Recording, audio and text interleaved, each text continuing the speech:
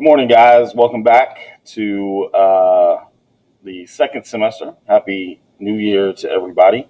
Today, want to get started here on the history of plate tectonics, which is our next section of study for us this year. It says here you're going to read each slide on these notes, and then I'm making the video, of course, for those of you that aren't in Zoom. You have an assessment, a notes kind of reading comprehension assessment in your folder as well.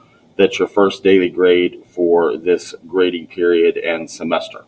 So you want to make sure that you have read the notes. You can use the notes to answer the questions, and the answers come straight from the notes.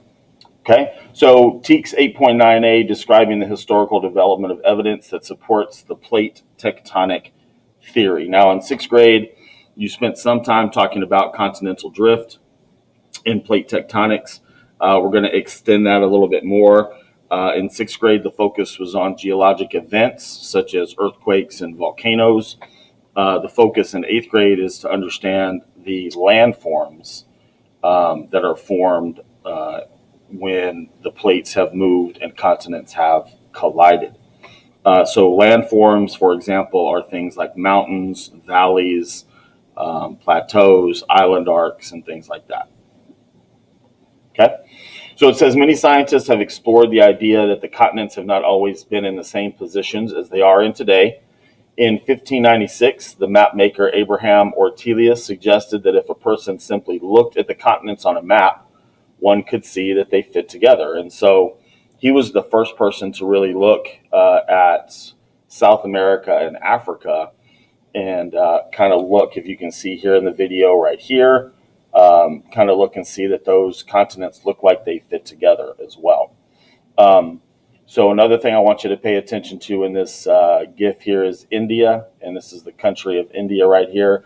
You can see that it moved north and slammed into the southern portion of Asia. And that's what created the Himalayan mountains. And we talked a little bit about that before Christmas, but we'll talk more about that as we move forward. So the first theory was called the raisin theory. So in the early 1900s, many scientists believed that the Earth's surface cooled and then the surface would shrink. So when things cool down, they tend to shrink. And so the existence of these mountain ranges was first believed to be because as the Earth cooled, it wrinkled up as it shrunk, very similar to the way grapes will wrinkle up into raisins. And it's this process that would form mountain ranges, making their surface similar to the surface of a raisin. This was referred to as the raisin theory and was used to explain the presence of mountain ranges and other features of Earth's surface. And that's still in the early 1900s. Which wasn't really that long ago. Okay? But in 1911, a German scientist named Alfred Wegener, and that is how you pronounce it, Wegener, was browsing through some scientific papers in the library at the University of Marburg. The papers listed identical fossils of plants and animals that were found on opposite sides of the Atlantic. As Ortelius had observed, Wegener also noticed that the continents seemed to fit together, much like a jigsaw puzzle. Fascinated, he formed a hypothesis that perhaps the continents were once joined. Knowing that this idea was far-fetched, he began to look for more evidence.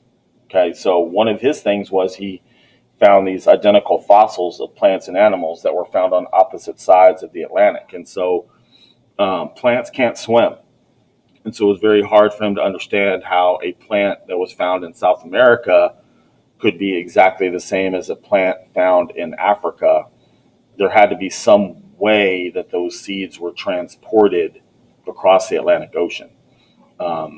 And that was virtually impossible because these were not like modern plants of the 1900s. These were fossils of plants that existed millions of years ago before shipping and before the ability to travel across the ocean existed. So in 1915, after doing some research and collecting his evidence, he introduced the theory of continental drift in his book, The Origin of Continents and Oceans. He suggested that at one time in Earth's history, the continents were joined to form a supercontinent called Pangaea. And over time, Pangaea split apart and the continents drifted into the positions they are in today. So his theory of continental drift was not widely accepted. So while he had a lot of evidence to support his theory, he could not explain how something as big as a continent was able to move across the globe. He spent most of the rest of his life collecting evidence to support his theory and explain how continents were able to move. So in 1930, he was in Greenland, which is very far north near the Arctic, looking for more evidence of his theory, but he died. He froze to death during an expedition across Greenland. So when he presented his evidence to everybody, they kind of laughed him off because nobody could really understand how something as big as a continent could actually move.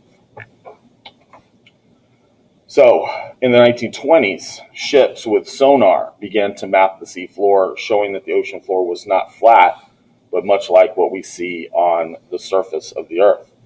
We have valleys and mountain chains and plains, which is a flat area, and deep trenches.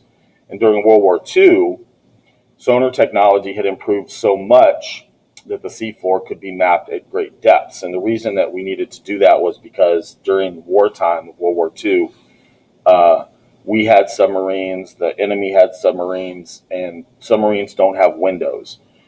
So they have to have super accurate maps of what the ocean floor looks like so that they don't run into these underwater mountains. Between 1950 and 1960, continued exploration of the Earth's crust and seafloor renewed interest in his theory. An under the ocean mountain range called the Mid-Ocean Ridge was discovered between South America and North America and Africa. So that's right here in this area. And then in 1956, scientists found the bands of strong and weak magnetism along the ridge and age differences of the mountain ranges as well. So, for example, this band here was the same age as this band here. And this band here was the same age as this band here, suggesting that at one time these two bands of rocks were formed at the same time here in the center and have moved away. But in 1962, Henry Hess proposed that magma pushed upward along those ridges to form new crust, and this led to the development of the theory of plate tectonics. So it's important to understand there's two different theories. There's Wegener's theory of continental drift, and then there's the theory of plate tectonics, which supports the theory of continental drift. During the 60s, as the seafloor was further mapped and data from earthquakes and volcanic activity was recorded, the theory of plate tectonics has become more broadly or widely accepted.